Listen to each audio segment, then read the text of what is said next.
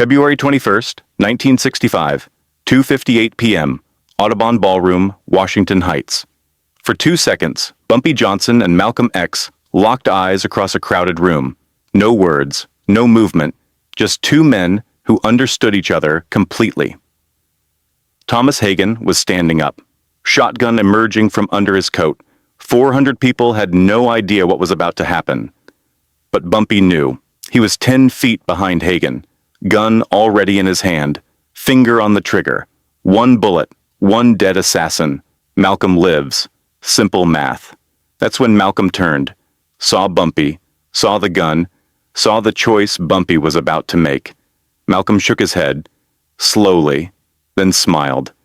Bumpy's eyes dropped to the little girl between them. Brown dress, pigtails, maybe 6 years old. She'd slipped off her father's lap, climbing onto a chair, leaning into the aisle, directly in the line of fire.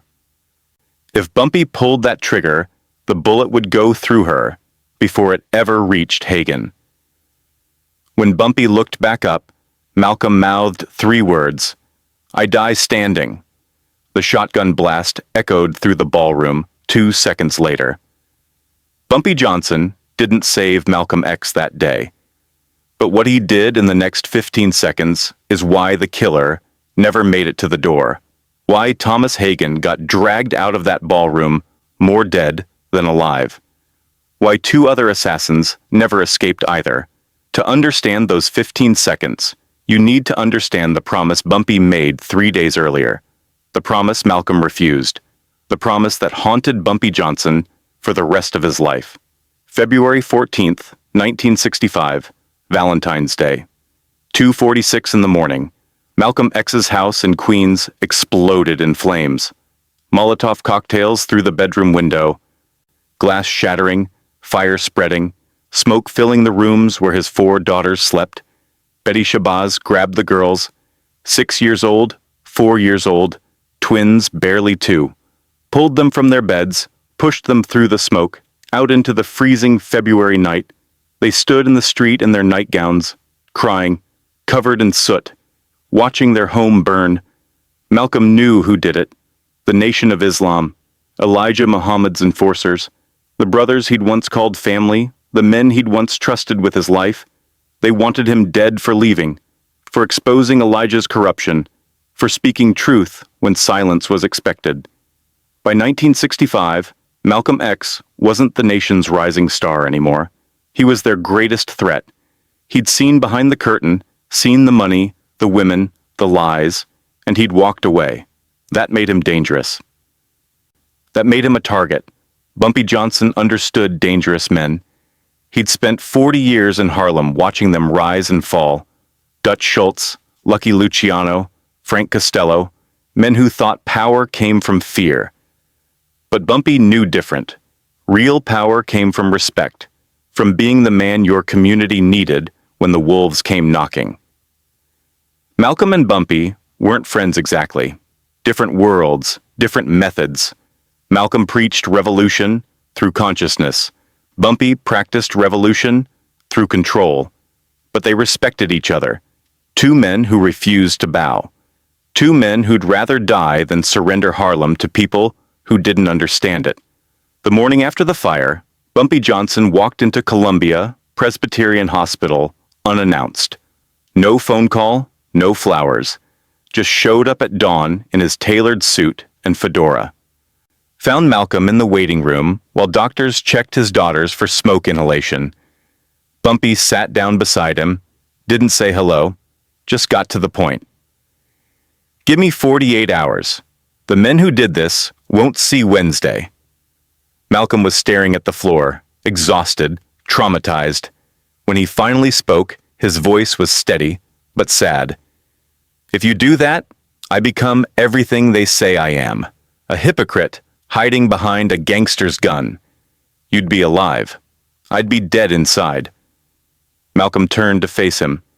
"I've spent 10 years preaching that violence breeds violence. I can't abandon that the moment I'm scared." Bumpy's jaw tightened. "This isn't about principles, Malcolm. This is about your wife, your babies. They could have burned alive last night. I know. Malcolm's voice cracked slightly. But if I let you kill for me, I destroy everything I've built. Violence for violence, blood for blood. That's the cycle I'm trying to break. Bumpy respected that answer, hated it, but respected it. Then let me protect you. 24/7. My best men, armed, watching. Malcolm shook his head. You're a dead man, Malcolm. You know that. Maybe. Malcolm extended his hand. But I'll die clean. I'll die standing. Bumpy shook his hand, held it for a moment. They won't get away with it. I know, Malcolm said quietly, but don't do it for me. I've made my peace. At the door, Bumpy stopped. 3 days, Malcolm. I'm giving you 3 days to change your mind. Malcolm just smiled. I won't. The Nation of Islam didn't send their best men to kill Malcolm X. They sent true believers, men who thought they were doing God's work, men who'd convinced themselves that killing a traitor was righteous. Thomas Hagen, 22 years old, 5 years in the nation, quiet, loyal, desperate to prove himself, Norman 3X Butler and Thomas 15X Johnson, enforcers from the Bronx Mosque, known for muscle work, for making problems disappear. The plan came from higher up. How high, nobody knows for certain. But someone with authority gave the order. Someone Malcolm had once called brother. They recruited Hagen because he was unknown. Malcolm wouldn't recognize him. Security wouldn't flag him. They chose the Audubon Ballroom because Malcolm spoke there every Sunday. Public venue, easy access, crowds that made escape simple. The plan was textbook. Create a disturbance in the back. Wait for security to turn. Hagen stands up, shotgun blast to the chest. Butler and Johnson rush the stage with pistols, finish the job. Chaos erupts. Everyone scatters. Assassins blend into the crowd and disappear. What they didn't account for was Jerome. Saturday night, February 20th, 2:47 a.m. Jerome was a 19-year-old busboy working the graveyard shift at a diner on Malcolm X Boulevard. He'd grown up 3 blocks from Bumpy's apartment. Like half the young men in Harlem, he knew exactly who to call when something didn't feel right. 3 men came in that night, sat in the back booth. Nation of Islam members. Jerome recognized the look. The conservative suits, the neat hair, the way they carried themselves. They talked low, but Jerome had good ears. Sunday at the ballroom. When he's speaking, make sure you're close. Jerome finished his shift at 6 a.m. By 6:15, he was at Bumpy's door. Bumpy listened without interrupting. When Jerome finished, Bumpy was silent for a long moment. You know what this means? Bumpy asked. Yes, sir. Malcolm won't let me stop him from going. Won't let me protect him. Says it goes against everything he believes. So what do we do? We? Bumpy looked at Jerome.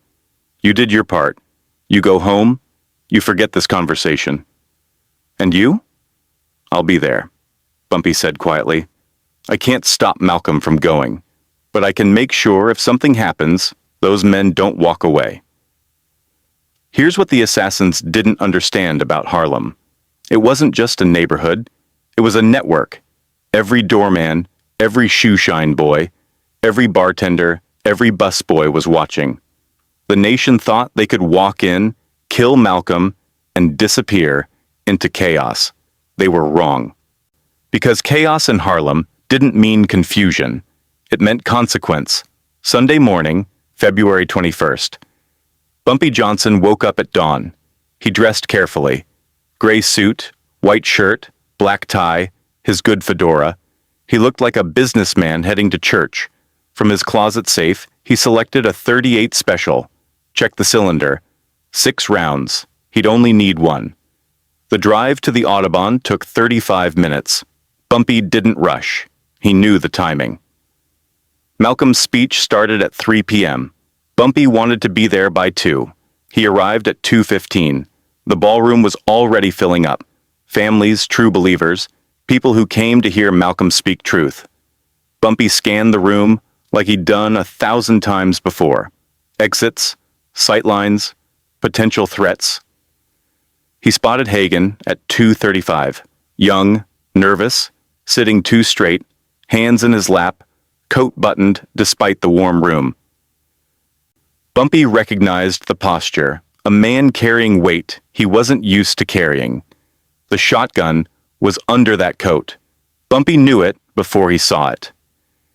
He positioned himself 10 feet behind Hagen, not close enough to draw attention, close enough to act. The room filled, 400 people, old women in church hats, young men in suits, children running in the aisles. That's when Bumpy noticed her. The little girl in the brown dress, pigtails bouncing as she climbed over her father's lap, trying to see the stage better. At 2:55, Malcolm took the stage. "Assalamu alaikum," Malcolm said. "Wa alaikum salam," the crowd responded. Bumpy's hand moved inside his jacket, found the grip of the .38. His thumb rested on the hammer. Malcolm started speaking. About brotherhood. About truth. About standing for something, even when standing gets you killed. Bumpy watched Hagen, watched the way his shoulders tensed, the way his right hand kept moving toward his chest, then stopping. At 2:57, someone in the back shouted, "Get your hand out of my pocket!" The disturbance, the distraction. Security turned, the crowd turned. Malcolm paused mid-sentence. Hagen stood up. Everything slowed down. Bumpy saw the shotgun before anyone else did, saw it emerge from under Hagen's coat like a snake coming out of a hole. Bumpy drew his .38, smooth, practiced, 40 years of muscle memory. Hagen was raising the shotgun to his shoulder. Bumpy's finger found the trigger. One bullet, one dead assassin. Malcolm lives. The math was simple, except mathematics didn't account for little girls in brown dresses. 2 seconds can last forever. Bumpy Johnson had his gun raised, Hagen in his sights, finger on the trigger. 3 pounds of pressure and a 22-year-old assassin stops breathing. That's when Malcolm turned, not toward Hagen, toward Bumpy. Malcolm X saw the gun in Bumpy's hand, saw the intent, saw exactly what was about to happen. His face didn't show fear. It showed understanding, like he'd been expecting this moment, like he'd known all along Bumpy would be there. Malcolm shook his head, slowly, deliberately. Then he smiled. Not a happy smile, a peaceful one. Bumpy's eyes dropped for half a second. That's when he saw her. The little girl in the brown dress had slipped off her father's lap. She was climbing onto the chair in front of her, standing up on the seat, leaning into the aisle to see Malcolm better, directly between Bumpy's gun and Thomas Hagen. Bumpy ran the math in his head, the trajectory, the angle.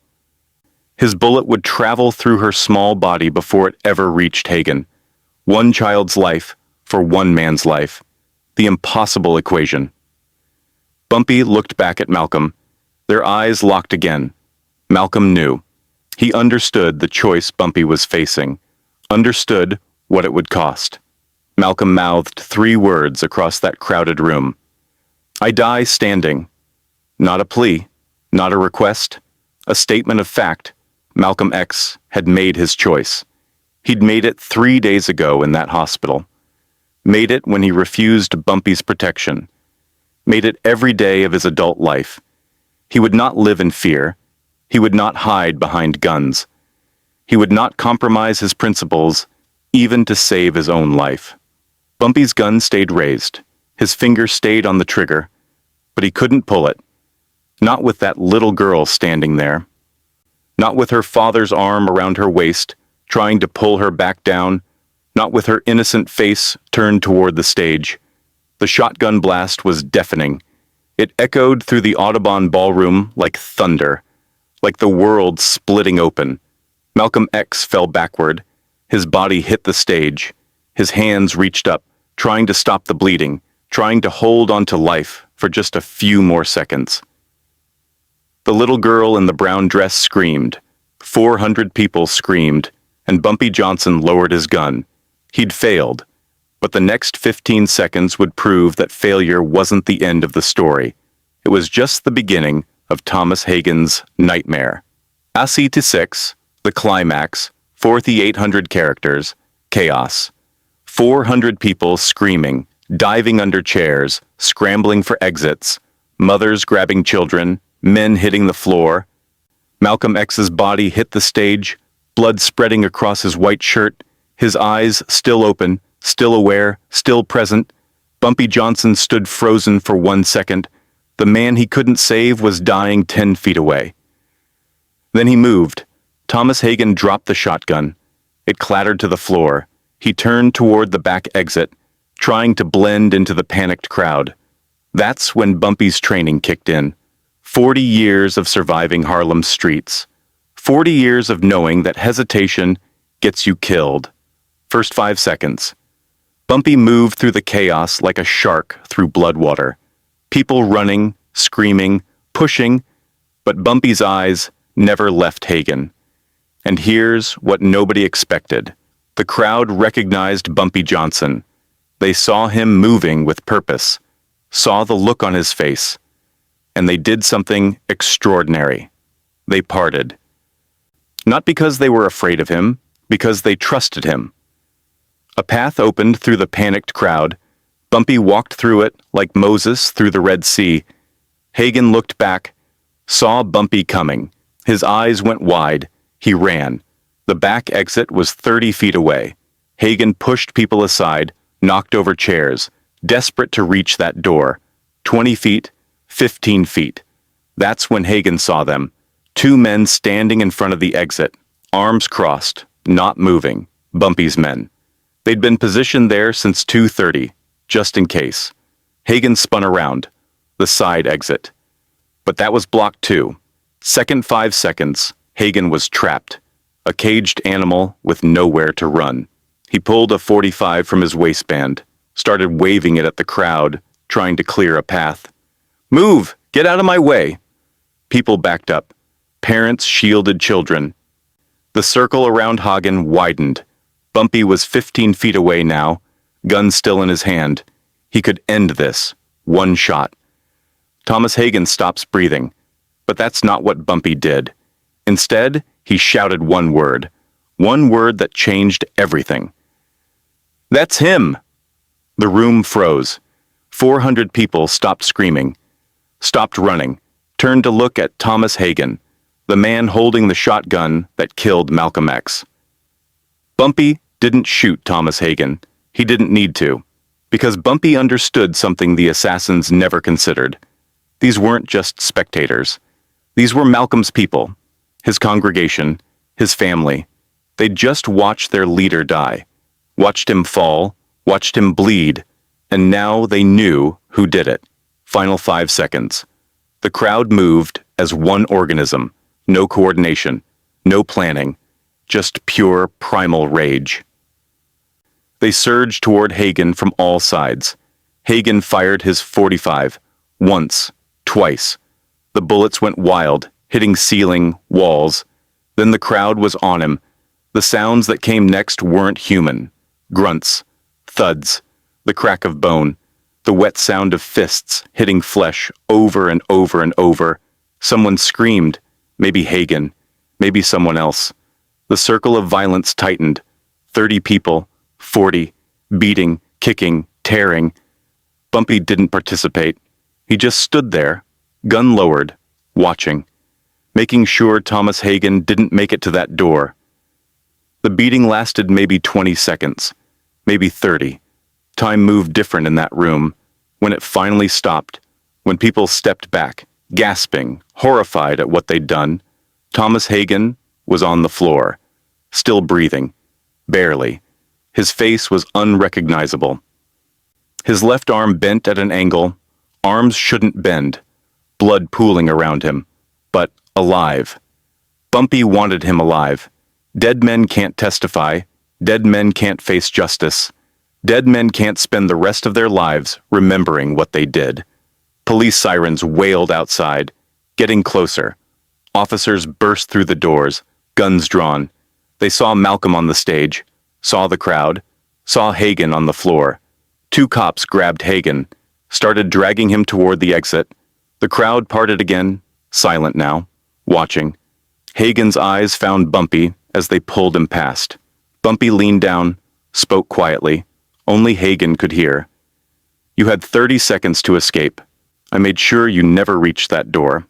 Now you get to live with what you did, every single day, in a cage." The cops dragged Hagen out. He left a trail of blood across the ballroom floor.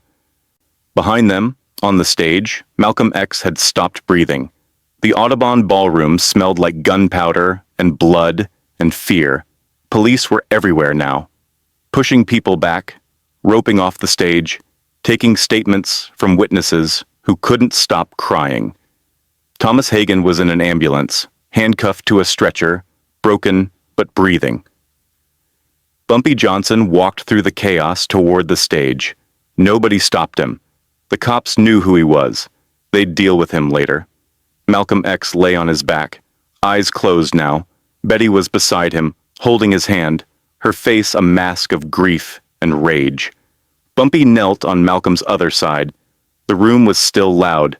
Sirens, crying, shouting. But in that small space beside Malcolm's body, everything went quiet. Bumpy reached out, touched Malcolm's shoulder. "You died standing, brother," Bumpy whispered. "Just like you wanted." Betty looked up at him, tears streaming down her face. "You were here," she said. "Not a question, a statement. I was here. Could you have stopped it?" Bumpy was silent for a moment. Honest answer or kind answer? He chose honest. "Maybe. For a second, I had the shot. But there was a little girl. If I'd pulled the trigger..." Betty nodded. She understood. Malcolm would have understood too. "He knew you were here," Betty said quietly. "This morning, before we left, he said Bumpy will be there. He won't let them get away with it." He was right. Across the ballroom, police were wrestling two more men to the ground, Norman Butler and Thomas Johnson, the other shooters. They'd tried to escape through the crowd, but the crowd wouldn't let them. Same as Hagen. The moment someone shouted, "That's one of them!" the mob descended. All three assassins were in custody within 10 minutes of the shooting. A detective approached Bumpy, Irish, middle-aged, seen too much violence in his career. "Mr. Johnson, I need a statement." Bumpy stood up. "I saw everything. 3 shooters. I can identify all of them. I'll testify." The detective's eyebrows raised. Bumpy Johnson didn't testify. Not ever. The street code, the rules, you don't talk to police. But this was different. "You'll testify," the detective repeated. Malcolm X wasn't a criminal. He was a leader. Those men murdered him in front of his wife, his children, his community. Yes, I'll testify. And so will 300 other people in this room. The message was clear.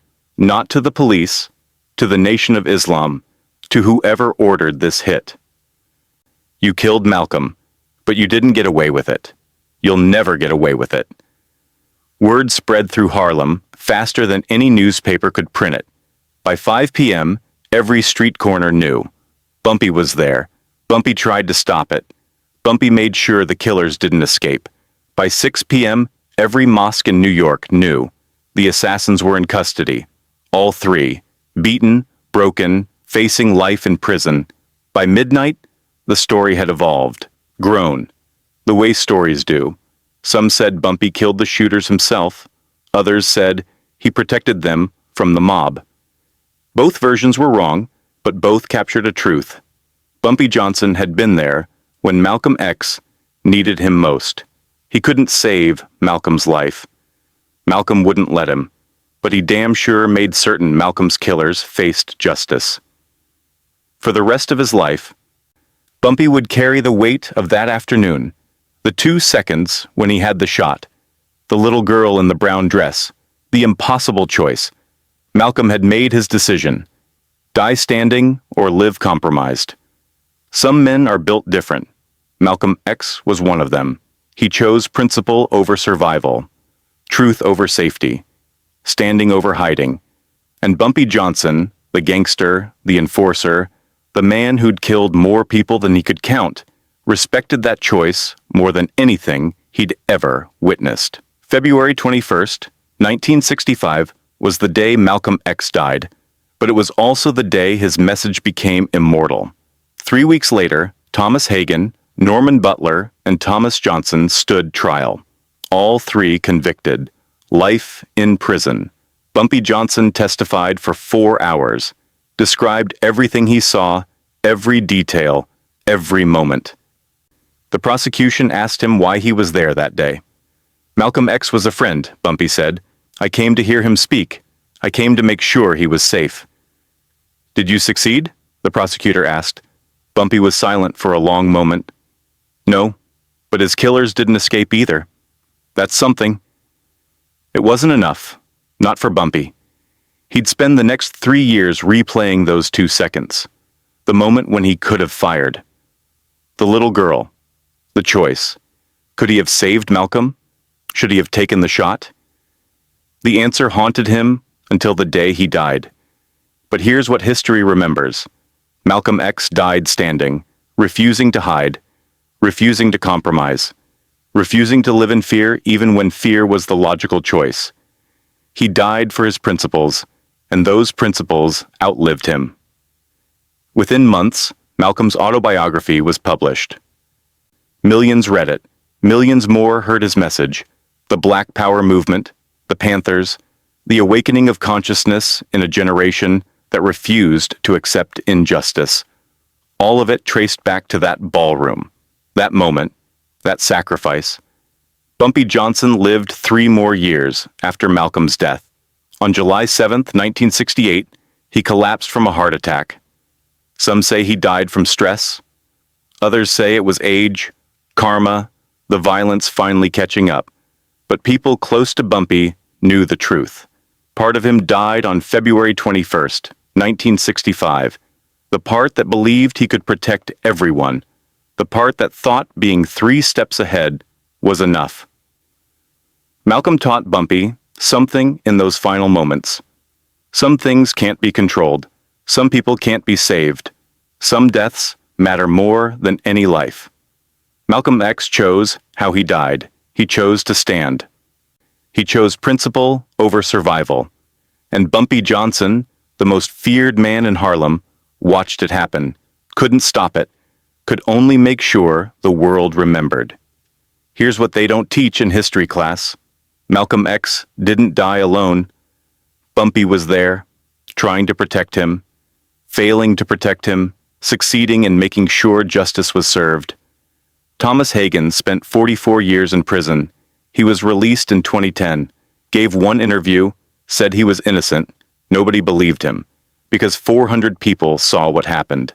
And one of those people was Bumpy Johnson, the man who never lied, the man who always kept his word. Some men die on their knees, begging for mercy they'll never receive.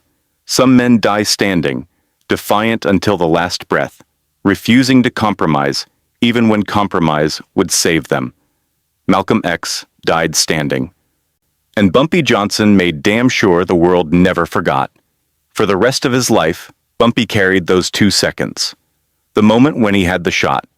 The little girl who made it impossible. The choice Malcolm made for him. I die standing. 3 words that defined a man's legacy. 3 words that changed history. 3 words that Bumpy Johnson heard every night before he fell asleep. If this story hit different, if you felt those 15 seconds, hit that subscribe button right now. We're dropping stories like this every single week, and you don't want to miss what's coming. Drop a comment and tell me, should Bumpy have taken the shot? Could he have saved Malcolm? What would you have done? Turn on those notifications because next time, we're telling the story of the night Bumpy Johnson walked into a Nation of Islam temple alone and walked out untouched. How he did that, what he said, what message he delivered, you need to hear it. Remember, some deaths echo louder than any life. Malcolm X died standing, and Bumpy Johnson made sure the world never forgot.